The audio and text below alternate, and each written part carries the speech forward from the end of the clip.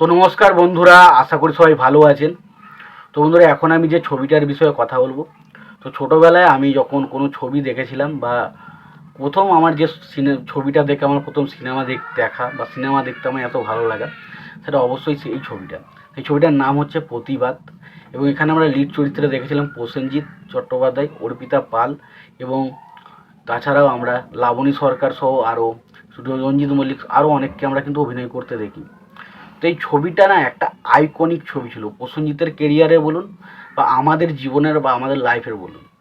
তখন দেখুন, আমি ছবি তো দেখি না, ফার্স্ট টাইম কোনো ছবি দেখছি এবং সেই ছবিগুলো আমার দেখে এতটা ইমপ্রেস লেগেছিলাম, কোনো ছবি দেখার পর আমার এতটা ভালো লেগেছিলো এবং এই ছবিটার প্রায় প্রত্যেকটা সিন, প্রত্যেকটা জিনিস আমার সেই ছোটোবেলায় মুখস্থ ছিল, মানে এতটা ভালো লেগেছিলো ছবিটা। বাট এখন হয়তো ছবিটা দেখলে অনেক কিছু জিনিস আমাদের ভুল ত্রুটি বলে মনে হয়। বাট ছবির মধ্যে বিশেষ কিছু ক্যারেক্টার ছিল যেগুলো কিন্তু এখনও পর্যন্ত মানুষ মনে রেখেছে। এবং এই ক্যারেক্টারগুলো নিয়ে আমি যদি মনে করি যে এই প্রতিবাদের সিকুয়েল যদি আসে, এই ক্যারেক্টারগুলোকে মানুষ কিন্তু মনে রাখবে। তো সেই প্রতিবাদ ছবিটা নিয়ে এখন কথা হবে। তো তার আগে প্রত্যেকটা বন্ধুকে অনুরোধ করব, চ্যানেলটা নতুন হয়ে থাকলে অবশ্যই চ্যানেলটি সাবস্ক্রাইব করে নেবেন, আর যদি ভিডিওটি পছন্দ হয় অবশ্যই লাইক কমেন্ট শেয়ার করতে ভুলবেন না। তো এই যে প্রতিবাদ বলে ছবিটা এসেছিলো প্রসেনজিতের, তো এটা সত্যি কথা বলছে একটা আইকনিক ছবি, এটা বলা যায়।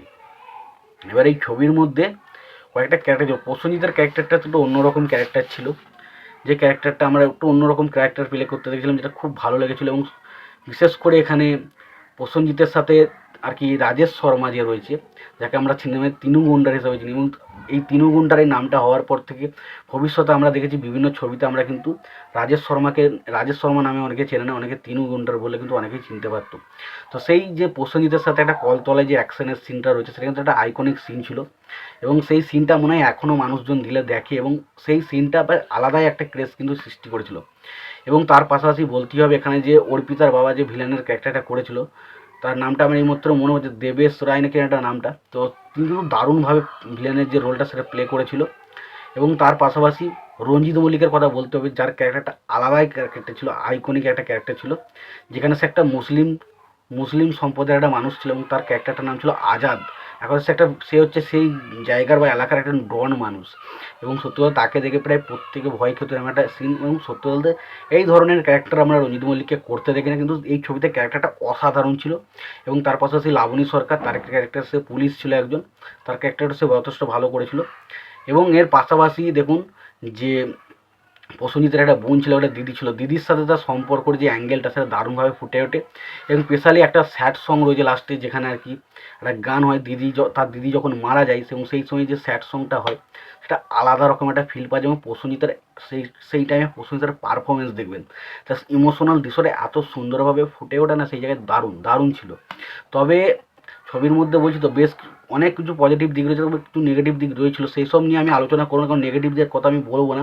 আমি শুধু ছবিটার বিষয়ে, কারণ এখন ছবিটা সিনেমা হলে চলছেও না, আমি শুধু আমার কী কী ভালো লেগেছিলো সেগুলো শেয়ার করতে চাই। এবং এই ছবিটা সেই টাইমে মোটামুটি ওই ভিডিও হতো বিভিন্ন জায়গা থেকে, মানে সিডি ক্যাসেট জোগাড় করে লাগানো হতো। তো সত্যি বলতে কোথায় না কোথায় গিয়ে ছবিটা দেখিনি ভাই, দারুণ লাগতো ছবিটা দেখতে। ছবির অ্যাকশন সিনগুলো এবং গানগুলো, সেই সময় একটা গান ছিল প্রসেনজিৎ আর অর্পিতার একটা গান ছিল, কী হলো কী হয় বলে। তো ওই গানটা দুর্ধর্ষভাবে হিট হয়েছিল। এবং তার পাশাপাশি একটা গান ছিল যে একটা প্রসেনজিৎ আর মানে তার আমি হব মামা বলে যে একটা গান রয়েছে, এই গানটাও খুব ভালো। প্রত্যেকটা গান কিন্তু যে একদম যে চার্টবাস্টার গান ছিল সেটা বলবো না, তবে যে কটা গান ছিল মোটামুটি শোনার মতো, এবং কয়েকটা গান কিন্তু সুপার ডুপার হিট হয়েছিল।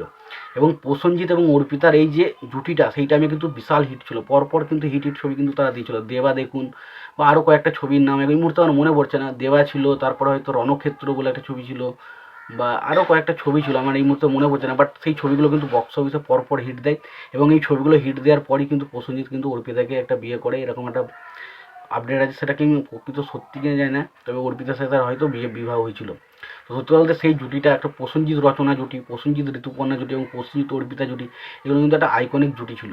এবং ছবির মধ্যে অ্যাকশন কিন্তু টপ নচ লেভেলে ছিল, প্রসেনজিৎ দারুণ অ্যাকশন করেছিল। এবং সব থেকে আমি বারবার করে বলছি, রঞ্জিত মল্লিক ক্যারেক্টারটা খতরনাক প্লে করেছিল, খতরনাক।